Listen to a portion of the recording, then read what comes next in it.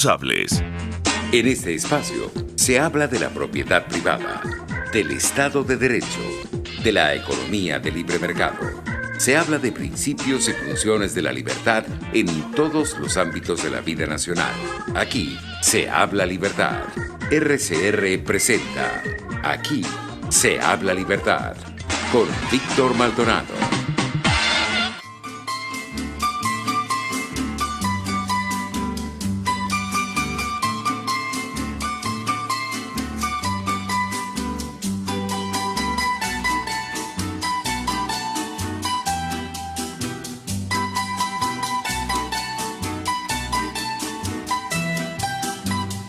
Ansiedad de tenerte en mis brazos, musitando palabras de amor. Ansiedad de tener tus encantos y en la boca volverte a besar. Ansiedad de tenerte en mis brazos, citando palabras de amor. Ansiedad de tener tus encantos y en la boca volverte a besar. Tal vez esté llorando mis pensamientos, mis lágrimas son perlas que caen al mar y el eco adormecido de este lamento hace que esté presente en mi soñar. Quizás esté llorando al nada más y nada menos que el lunes 21 de febrero del año 2022, celebrando la fiesta de San Pedro Damián, cardenal y doctor de la iglesia del siglo XI. Parece que era un hombre muy austero, muy severo, pero bueno, finalmente llegó a santo, ¿no? Y hoy, tal vez un poco tarde, pero haciéndole los honores a la reciente fallecimiento, a la reciente muerte de Chelique Saravia, un gran compositor. Hemos escuchado nada más y nada menos que a Nat King Cole interpretando una de sus canciones más famosas, Ansiedad. Bueno, la canción la hizo en 1955 y la grabó Nat King Cole en 1959. Estamos hablando de hace 62 años. Estaba esa canción por allí. Por supuesto, la canción ya es parte del patrimonio musical venezolano. Y decía yo recientemente en uno de mis tweets, bueno, la verdad es que uno lamenta que esta gente tan comprometida como Chelique Saravia, que además muy entusiasmado, fue además el autor del himno a Caracas, himno que nunca reconoció este régimen, el himno de la ciudad metropolitana. Y la última vez que lo vi a Chelique Saravia estaba muy emocionado, montado sobre una tarima, cantando y entonando la canción de la cual él era autor. Bueno, que en paz descanse Chelique Saravia. Queda como patrimonio del país su música, queda su contribución a la cultura, y yo estoy seguro que sobre la base de esa cultura nosotros vamos a poder reconstruir un país que va a pasar de ser un país de nostalgias a un país de esperanza y de buenos propósitos. Bueno, decíamos, hoy es el día de San Pedro Damián, y agradecemos a todos los que están conectados con nosotros a través de rcr750.com, a través de las redes sociales, @rcr750, por el canal de YouTube, por TuneIn y por donde quieran ustedes y crean que pueden vincularse con nosotros. Muy agradecidos por la presencia.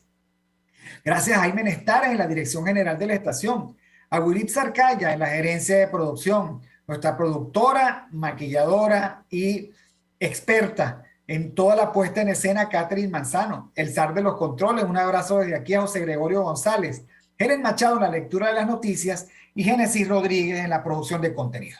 Les decía que hoy es 21 de febrero. Y como volvió Catherine. Volvió Catherine. Y como todos los bienvenida.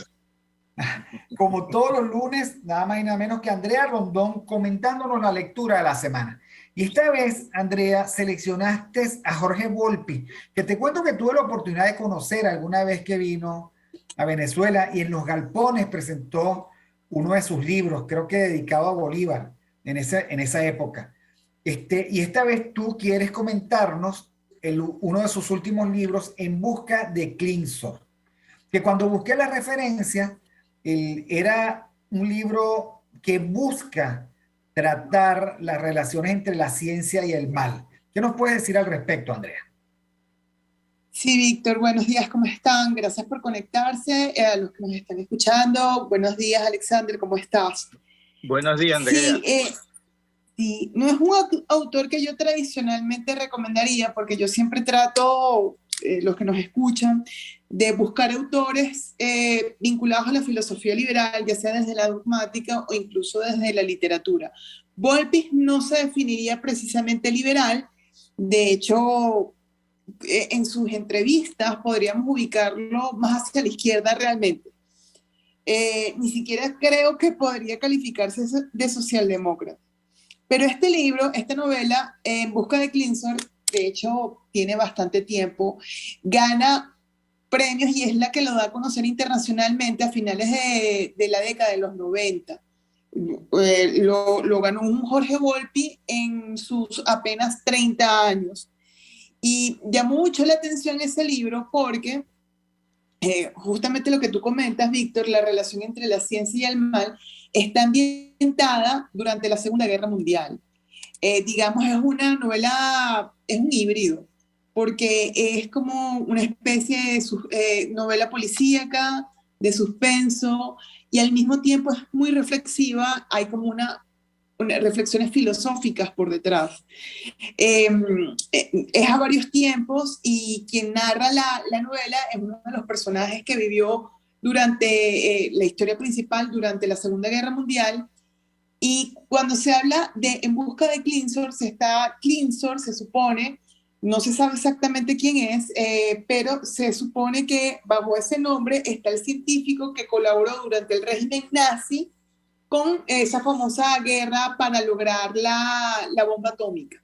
Sabemos que había una guerra en el sentido de una carrera para que quien alcanzara la bomba atómica era el que iba a ganar la Segunda Guerra Mundial. Entonces era una carrera contra el reloj por parte de los aliados y también por parte de países como la Alemania nazi, ¿no? Sabemos quién terminó ganando esta carrera.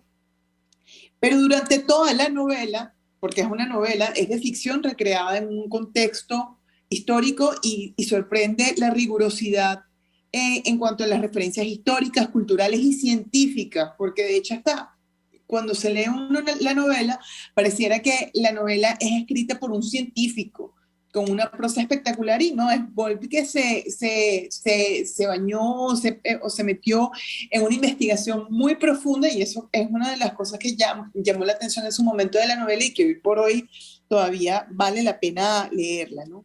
Entonces plantea, en un primer momento, pudieras ver como que las reflexiones apuntan hacia el dilema que se plantean los científicos, si tú puedes ser objetivo y participar en esa carrera de la física cuántica, de la mecánica cuántica, sin ningún tipo de compromiso, y tú consideras, no, yo soy un científico y yo estoy comprometido es con mi ciencia y voy a ganar esta carrera.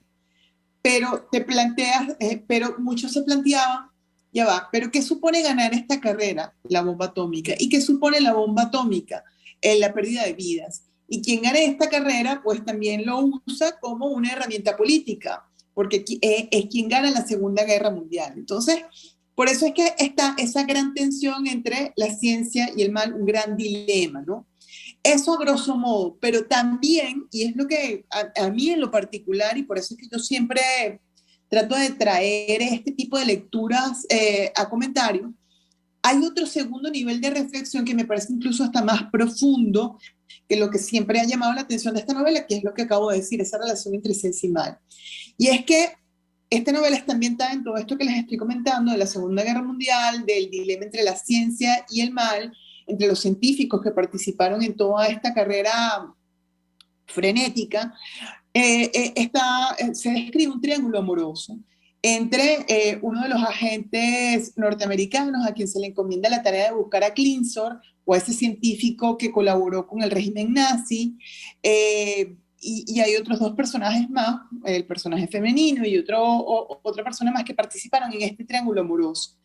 Y el triángulo amoroso muestra cómo, a partir de cómo se está destruyendo moralmente un país, las personas también pueden estar destruidas moralmente.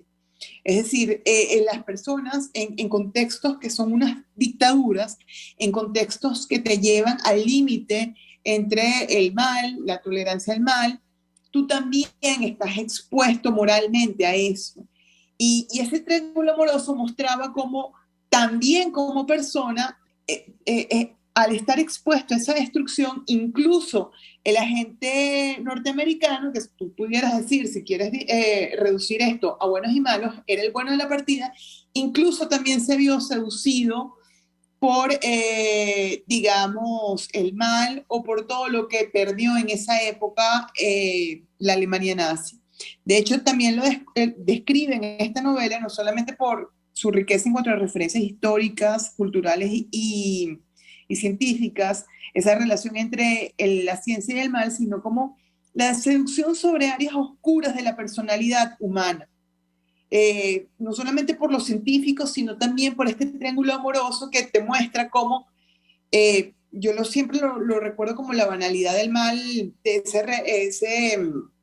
esa reflexión filosófica de Hannah Arendt, cuando estás expuesto a situaciones tiránicas, a dictaduras, que poco a poco van carcomiendo un país, tú también como persona estás expuesto a eso. Y se presentan entonces los dilemas morales e individuales de cómo enfrentar eso. Cosa que es muy difícil porque están dadas todas las condiciones para que tú también moralmente te destruyas alrededor de esa destrucción país. Entonces, yo esta novela la recomiendo mucho porque plantea esos dilemas filosóficos que cada cierto tiempo, y yo creo que la Venezuela de hoy es un perfecto reflejo de eso, cada cierto tiempo vemos en la historia de la humanidad que se plantean esos grandes dilemas y cómo la naturaleza, el ser humano, pues lo sortea, ¿no? Es un tema de son reflexiones filosóficas alrededor de la condición humana, si lo queremos reducir, si lo queremos resumir de algún modo. Sabes, Andrea, que Ayn Rand, en su libro Lo que vivimos, plantea una relación deshecha entre el amor y la política. Esa es la esencia de la primera novela de Ayn Rand. Y tú lo que estás planteando es un conjunto de dilemas entre el amor, la política y, para colmo, la ciencia. Y me hace recordar que Benedicto XVI y Juan Pablo II advertían que la civilización de Occidente estaba sobre todo sitiada por el nihilismo, por la falta de razón y de sentido común, porque todo parece dar lo mismo. Y hay una obra de teatro de Oscar Wilde que trata sobre el nihilismo, y Oscar Wilde la hace incurrir en la sinrazón. O sea, el nihilista que supuestamente no cree en nada, al final cree. Y por eso que cree, pues cae en contradicción. Ahora, la ciencia siempre ha sido como exigida de un planteamiento ético. La bomba atómica, que tiene que ver con la física, la clonación, que tiene que ver con la manipulación de la vida humana. Y eso, por supuesto, es un flanco netamente filosófico de hasta dónde debe llegar el conocimiento. Y allí, digamos, me gustaría oír la opinión de Alexander Campos.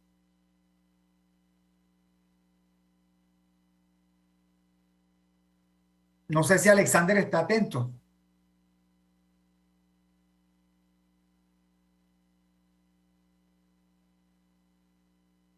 Alexander, ¿nos escucha?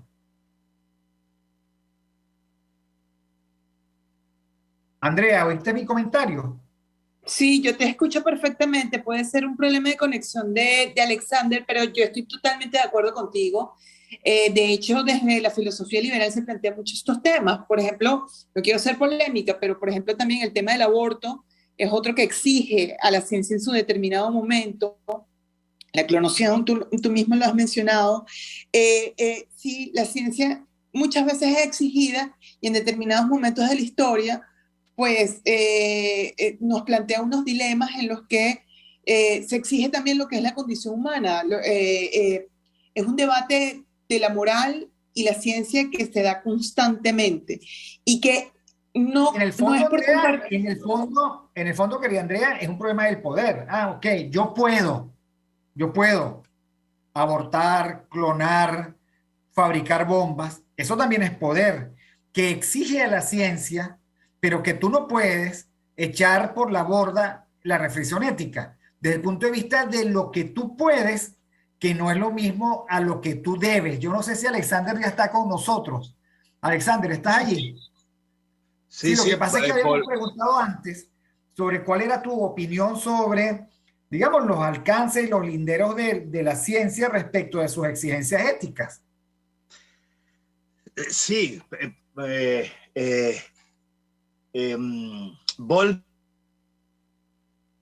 es un autor que he leído mucho desde hace mucho tiempo. Efectivamente, su trilogía de la que forma parte esta novela, En busca de Clinsor, y que conforma el fin de la locura y no será la tierra, un texto que trabajábamos mucho en filosofía política y un texto que trabajábamos mucho en filosofía de la ciencia, junto con Monseñor Raúl Bior, que era venía de allá. Pero bueno, es decir... ¿Quién aprendió más? ¿Volpi o Raúl?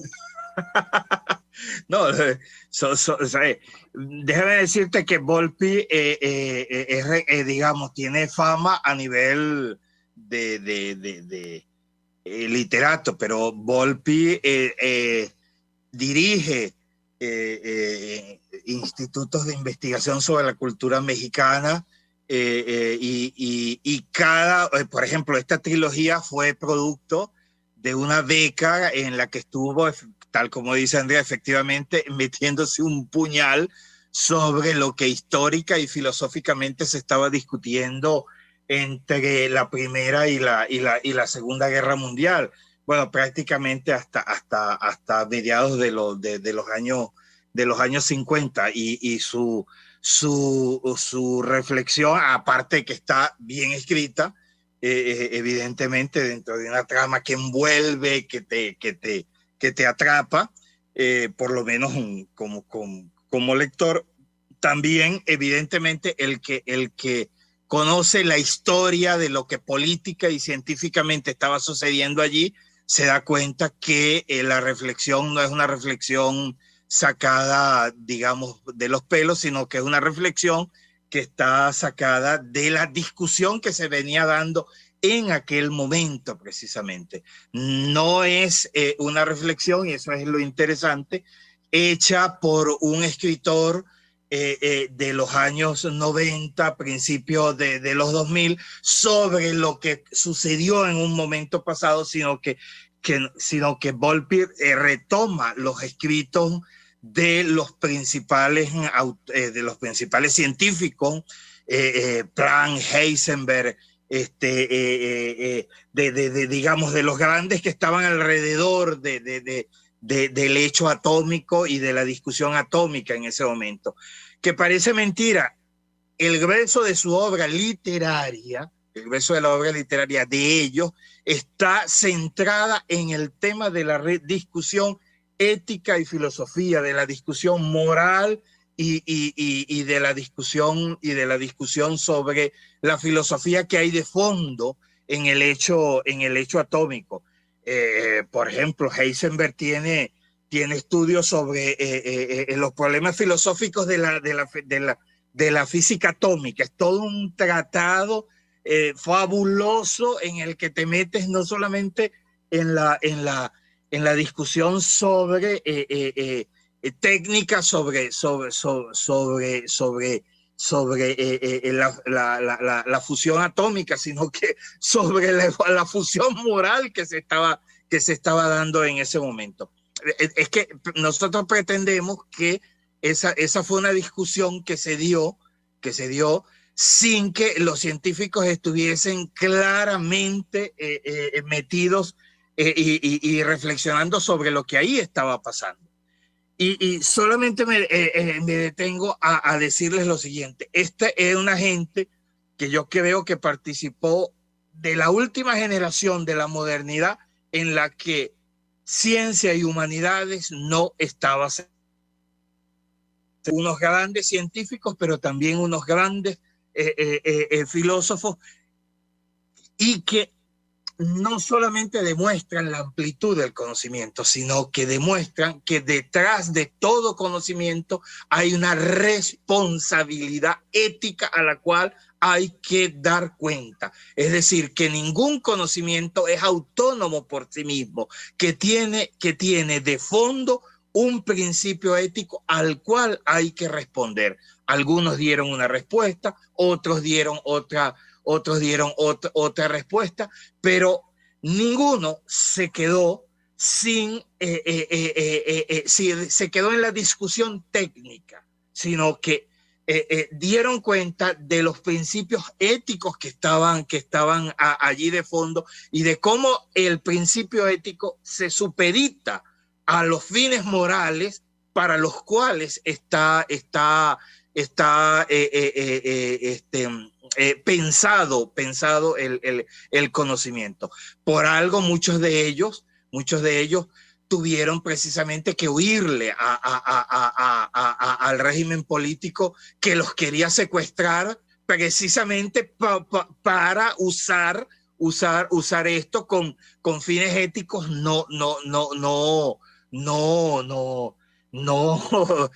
digamos, no acordes no solamente con sus principios cristianos, porque eso es interesante. Ahí habría que hacer toda una discusión cómo esa reflexión se hizo a partir de una teología fundamentalmente protestante, pero bueno, ese no es el caso. Lo que quiero decir es que no se hizo una reflexión sin una justificación. No se cae en la falacia teórica de pensar que la reflexión técnica es autónoma de la justificación ética. Y evidentemente Clinsor lo que hace allí, o Volpi, lo que hace allí es tomar toda esta reflexión. Él toma posición, evidentemente, él toma una posición, se ve claramente cuál es su posición, cuál es la que él va dando, muy típica de la izquierda, por cierto, pero muy responsable al hacer el paneo de todo lo que se estaba pensando y reflexionando en ese momento en Occidente.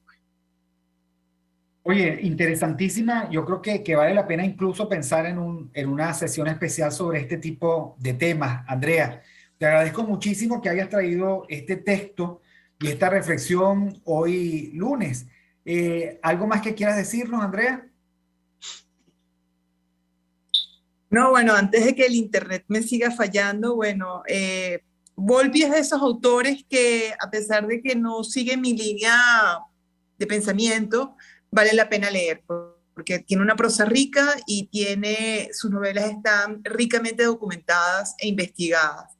Entonces es un verdadero placer y es un verdadero momento de conocimiento y de formación leer sus novelas y sus libros, e incluso también sus entrevistas. Es eso.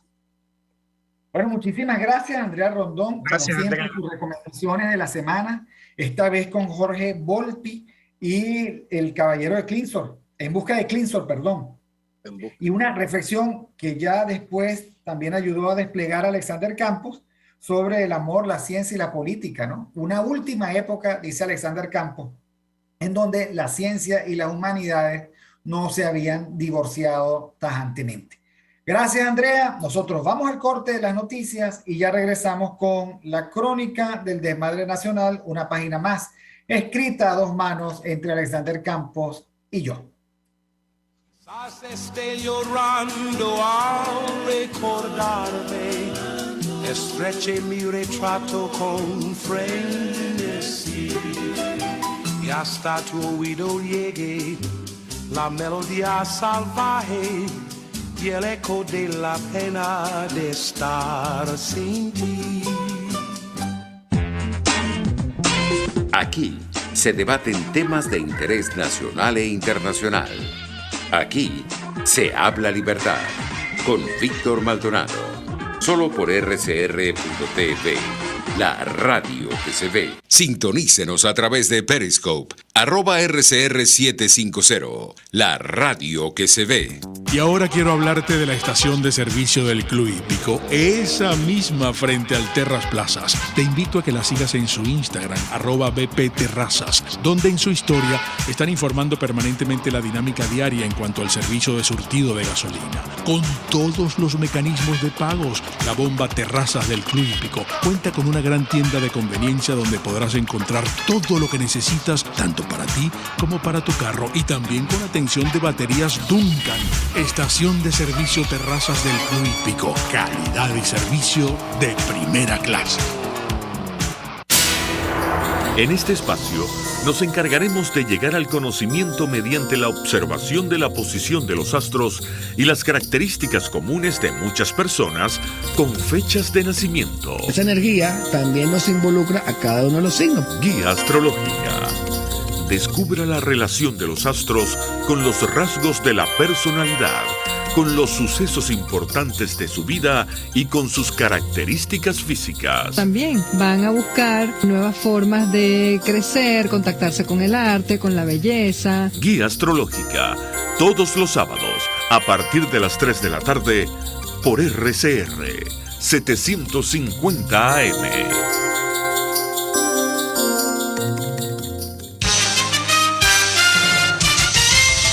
Informe RCR presenta titulares.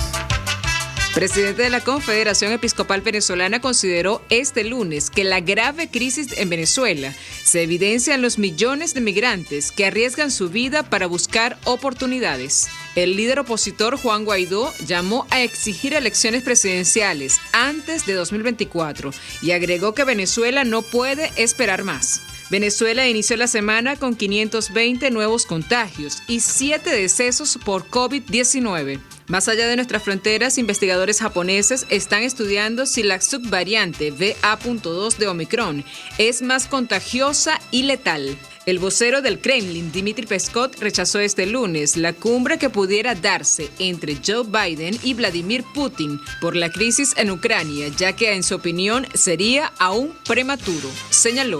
Y en los deportes, con 16 triples y 50 puntos en total, Stephen Curry le dio al team de LeBron James su quinta victoria seguida, 163-160 ante el Team Durant. Hasta aquí los titulares de esta hora, les informó Helen Machado. Sigan con la programación de su RCR.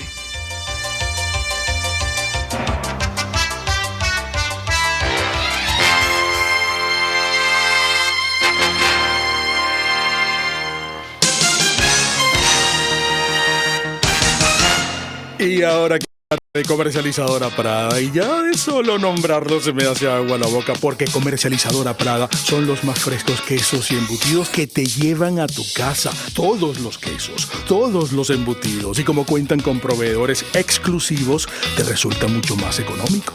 Llámalos ya, 0424-134-6035, en Instagram wprada.ve. Comercializadora Prada, todo en quesos y embutidos con la mejor relación precio-sabor. Ante el agobio diario, siempre se agradece una pausa. De lunes a viernes, Verónica Oliveros te trae un cafecito para el alma en Sin Estrés, la revista radial de Radio Caracas Radio, con música, cultura, salud, emprendimiento, terapia, astrología y más. Cada tarde a las 3 nos ponemos en modo Sin Estrés por RCR, la radio que se ve. RCR 750 AM porque lo bueno une.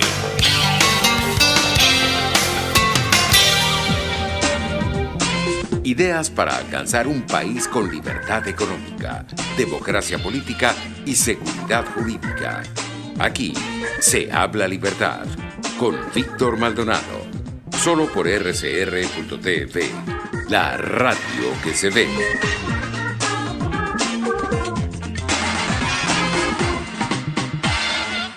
Bueno, volvemos con Aquí se habla libertad, 21 de febrero del año 2022. Yo le comentaba a Alexander Campos que sonaba como una nueva ola de absoluta indiferencia. El país está minado de indiferencia. Pasan cosas y pareciera que no ocurre nada.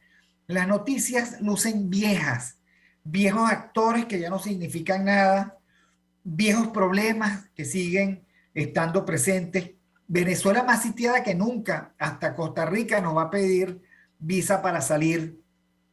Y todo parece indicar que no hay ninguna posibilidad de mejora, porque los actores políticos están en una... los actores políticos no saben hacer política si no hay elecciones. No tienen discurso político para la política de siempre, sino ellos llegan, se ofrecen, negocian y no pasa nada más. Siguen las negociaciones con el régimen, que son negociaciones de capitulación a la velocidad que corresponde, que le conviene al régimen. Y uno pareciera ver cómo todo se agrava la delincuencia, se agrava la inseguridad, se agrava la economía, se agrava la salud, se agrava la capacidad del país para educar a los niños, se agrava todo, pero por otra parte, en medio de una absoluta frialdad, como si hubiésemos perdido alma. No sé cuál es tu opinión, Alexander, al respecto. Mira, yo creo que esta conversación que tú planteas, este tema que tú planteas, no se desliga de lo que veníamos conversando en la sección anterior con Andrea en torno al problema del mal. Al problema del mal, en ese caso, el mal ejercido a través de instrumentos científicos, como puede ser la fusión atómica. Y en este caso, con el mal hecho, hecho sistema. El mayor peligro que yo encuentro en este momento, digamos, de la vida política venezolana, a mi entender, puede estar representado en lo que precisamente negaron la mayoría de estos científicos, en que no se puede convivir con el mal, no se puede aceptar el espacio o no se puede negar la posibilidad de convivir con el mal. Y lamentablemente hay expresiones que traducen esto. Por ejemplo, bueno, en esta Venezuela se puede vivir si tú no te metes en política. Eso es una expresión que a mi modo de ver sintetiza lo que estamos conversando. Es decir, era lo mismo que decían de Pérez Jiménez, por cierto, ¿no? Es lo mismo que decían. Es lo mismo que decían de Hitler, la sociedad, digamos, productiva, la aristocracia alemana del antiguo y del antiguo régimen. Bueno, sí, por aquí se puede vivir. Por aquí se puede vivir. Si tú te acomodas, pues, ¿eh? Si tú te acomodas. Pero, bueno, ojo, hay que detenerse a analizar qué implica eso. Es decir, hay que detenerse a analizar qué implica lo que tú estás diciendo cuando me estás diciendo que aquí se puede vivir. Bueno, primero, que quién puede vivir de esa manera. Ese es lo primero. Lo primero, por lo menos, que a la razón le viene. A lo mejor no es a la moral, pero a lo primero a lo que la razón le viene. ¿Quién puede vivir de esa manera? Ojo, el que está por lo menos en iguales condiciones y en iguales espacios que los que manipulan el mal. Yo en eso soy claro, es decir, solamente puede vivir quien está en iguales condiciones. ¿Qué significa en iguales condiciones? Bueno, los que tienen posibilidades económicas, igual que tienen los que manejan el mal, o los hacedores del mal, los ejecutores del mal, los que tienen capacidad de manejarse dentro. Después, lo segundo, que debemos preguntar, ¿qué está detrás de esa expresión de aquí se puede vivir con eso? Bueno, está, segundo, en aceptar las acciones del mal. Es decir, tú estás dispuesto a aceptar para convivir lo que el mal está dispuesto a hacer. Es una pregunta a la que cada uno, igual que estos científicos, tiene que responder. Es igual a la que cada uno tiene que responder. Yo traigo aquí a colación, por ejemplo, que pertenece a una discusión científica posterior, ya no a la discusión que se dio en torno a la era atómica, sino a la discusión que se dio en torno a la clonación. El inventor de la clonación, que además escribió un libro fantástico que se llama El huevo transparente, en el que relata todo el proceso que se debe dar, y que todavía hoy lo que se hace es tecnificar, pero que en aquel momento se pusieron las bases, y él lo tituló El huevo transparente. Él dice, bueno, yo reto a quien sea que una vez que se desate el conocimiento, yo reto a todos ustedes que me digan cuándo se puede detener. ¿Cuándo se puede detener? Una vez desatado este conocimiento, que desde su punto de partida, y yo lo sé mejor que nadie porque yo lo diseñé, es inhumano, que me diga usted cuándo se puede detener. Si él no se alimenta. Alexander, era una pesadilla pensar que había en el closet un clon de uno mismo, por si acaso uno se rompía el fémur o le dañaban los riñones o tenía un problema de hígado. Okay, o sea, me parecía tenebroso siquiera pensarlo, pero eso es posible. Ahora, ¿dónde nos detenemos? Bueno, es que precisamente el mal se autonomiza. El mal se autonomiza y no se detiene porque tú le crees las condiciones, porque tú seas más servil o menos servil, porque tú le pongas la bandeja de plata para que te pisotee la cabeza, o para que te pisotee el trasero, o no, mira, no me vas a dar aquí, me vas a dar de esta manera. No, el mal se autonomiza. El mal sencillamente, una vez desplegado, no puede detenerse. A eso voy, por eso asocio las dos cosas. Una acción moral, una acción ética, una vez desatada no se detiene. Y lo que históricamente nosotros hemos visto es que mientras más malo es el sistema, más autónomo es más autónomo del ser humano. Ojo, pero por favor, es decir, autónomo de lo que quieran los ejecutores y autónomo de lo que quieran los que lo padecen. Es decir, en este sentido, no depende si el que lo está ejecutando es bueno o el que lo está ejecutando es malo. No depende si el que lo recibe con resistencia o lo recibe no con placer, pero sí con aquiescencia. No, sencillamente el mal sigue. El mal tiene su lógica. Es un mecanismo, y esa es la mejor expresión, es un mecanismo, no tiene voluntad.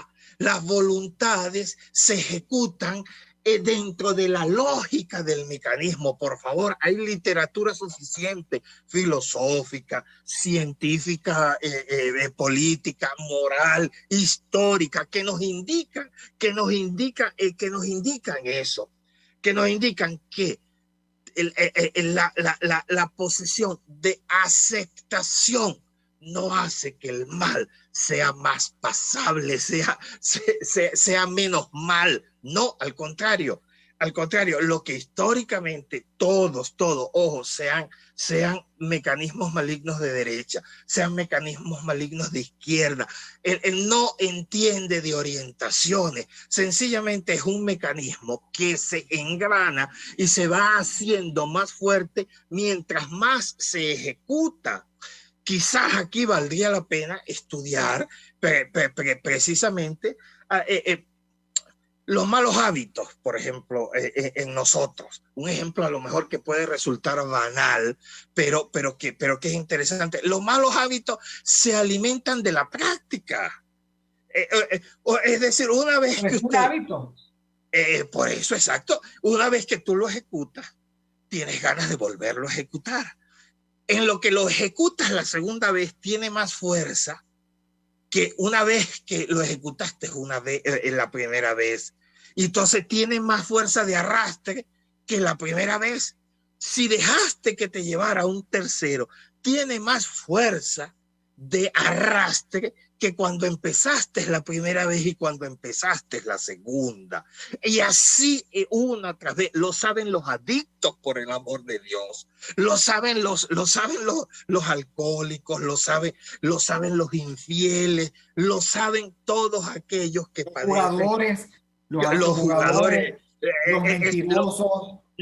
No hay, y a lo mejor es un ejemplo, banal, pero yo con esto lo que quiero decir es que pero es muy importante, Alexander, porque de lo que se trata es el ser humano que supuestamente es protagonista de su propia vida y que es el usufructuario de su libertad, termina siendo presa del mal como sistema, porque el vicio se convierte en un sistema que te aplasta.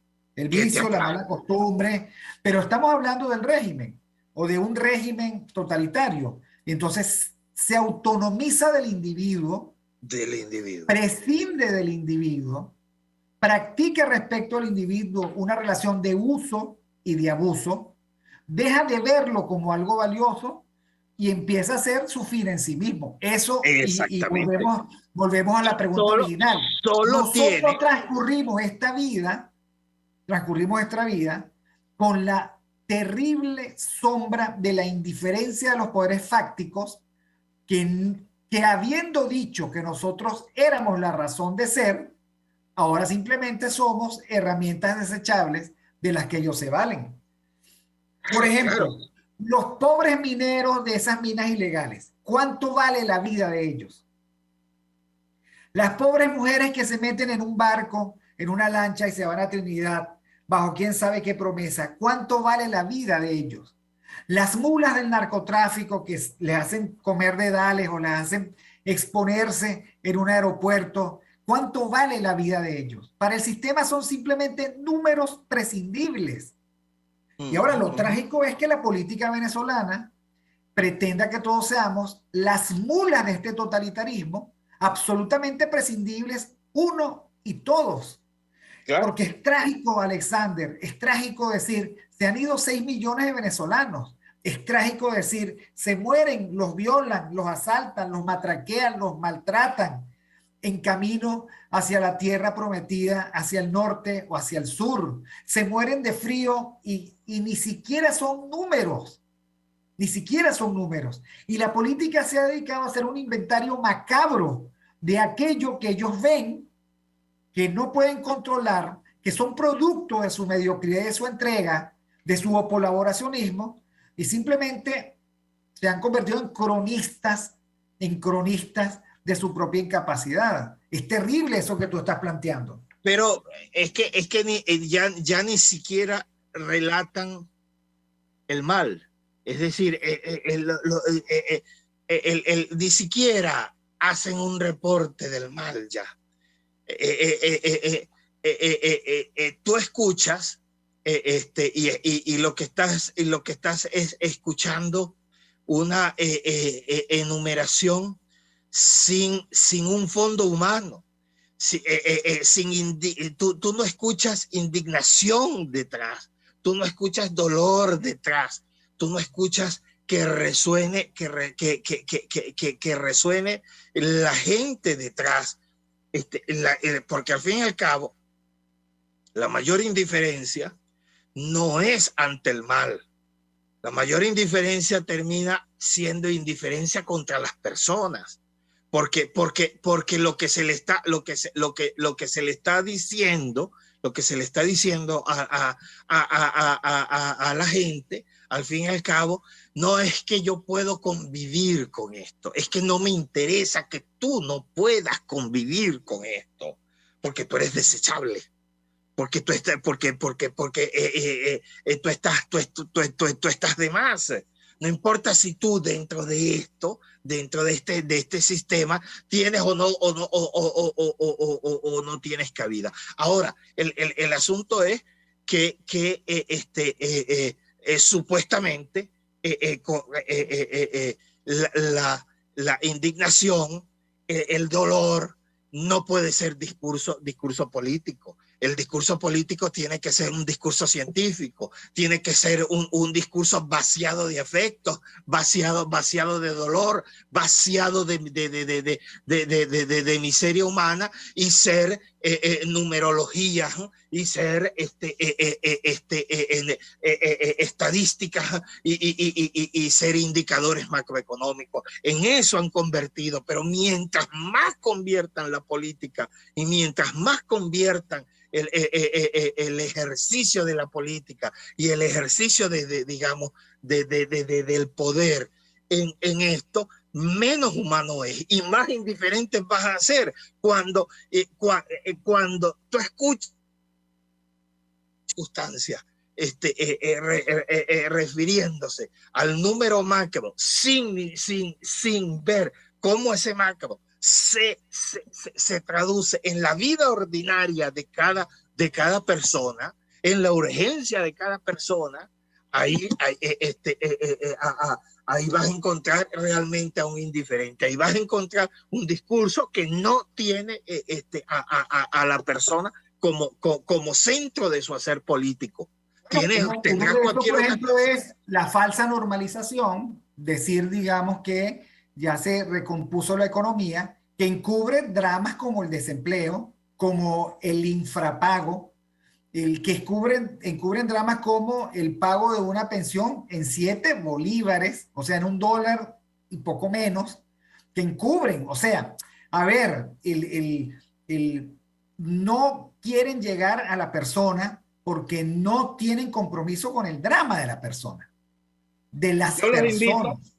Yo los invito a ver, no voy a decir la institución, pero bueno, a ver los resultados de una encuesta de una cámara muy famosa venezolana y junto a otros países, que esta semana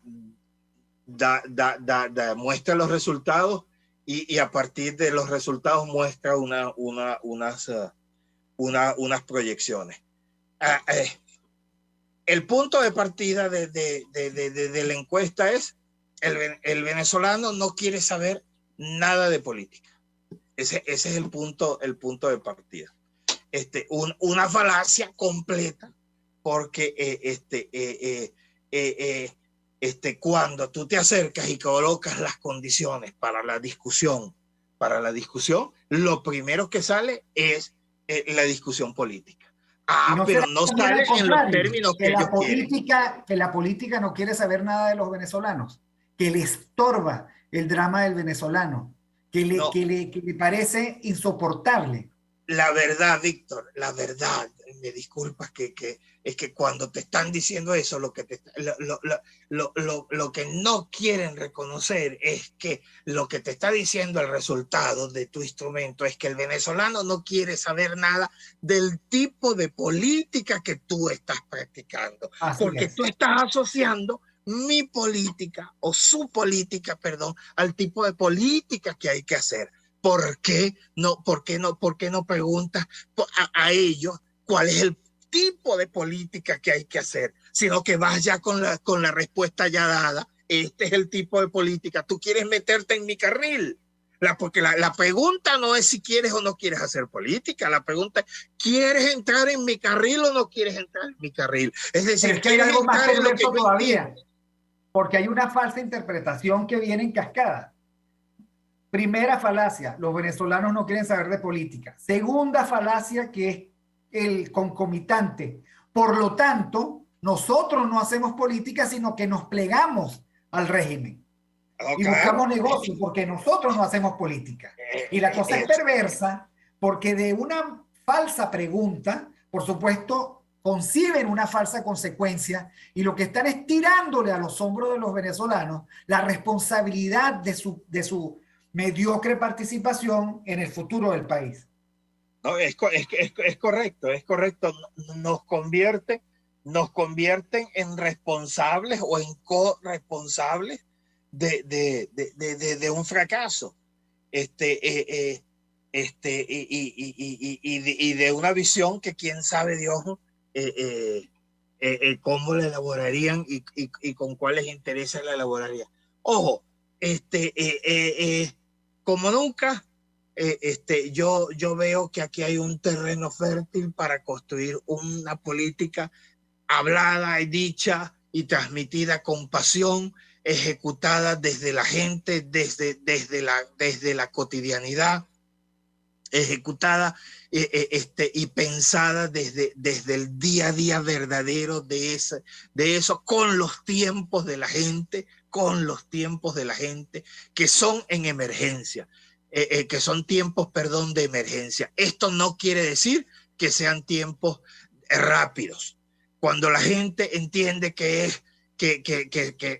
son tiempos de emergencia, sabe muy bien que emergencia no es inmediatez, que las cosas no se construyen con inmediatez. La gente no es bruta, la gente sabe muy bien que es verdad que necesitamos urgentemente cambiar eso, pero eso no necesita que tenemos que hay que hacerlo inmediatamente porque sabe que se necesitan las condiciones para hacerlo y que hay que construirlo. El político tiene que demostrarle a la gente que es capaz de actuar construyendo esas condiciones. Y él sabe en este momento quién es el que le habla con esa pasión del que sabe, del que se quiere meter y no aquel del que quiere desde fuera hablar hacia ellos. Bueno, Alexander, me parece el llamado de atención muy, pero muy valioso ya antes de carnaval. Próximo lunes será carnaval. Pero ojalá el país logre desasirse y deshacerse de esas máscaras que nos hacen tanto daño. Ojalá Dios nos ayude a encontrarle el sentido que quieren los venezolanos, efectivamente, a la política, a la ética y, por supuesto, al futuro. Que hay que seguir viendo. Gracias, Alexander. Un placer. Un nuevo lunes. Gracias a Jaime Nestares en la dirección general de la estación, a Wilip Sarcaya en la gerencia de producción, Catherine Manzano en la producción y el maquillaje, José Gregorio González en los controles, Helen Machado en la lectura de las noticias y Génesis Rodríguez en la producción de contenido. Nos vemos el próximo miércoles. Saludos. Musitando palabras de amor ansiedad de tener tus encantos y en la boca volverte a besar. Ansiedad de tenerte en mis brazos, musitando palabras de amor. Ansiedad de tener tus encantos y en la boca volverte a besar. Tal vez esté llorando mis pensamientos, mis lágrimas son perlas que caen al mar, y el eco adormecido de este lamento hace que esté presente en mi soñar. Quizás esté llorando al recordarme, estreche mi retrato con frenesí, y hasta tu oído llegue la melodía salvaje y el eco de la pena de estar sin ti. RCR presentó Aquí se habla libertad con Víctor Maldonado, solo por rcr.tv, en Twitter y Periscope, @RCR750, la radio que se ve.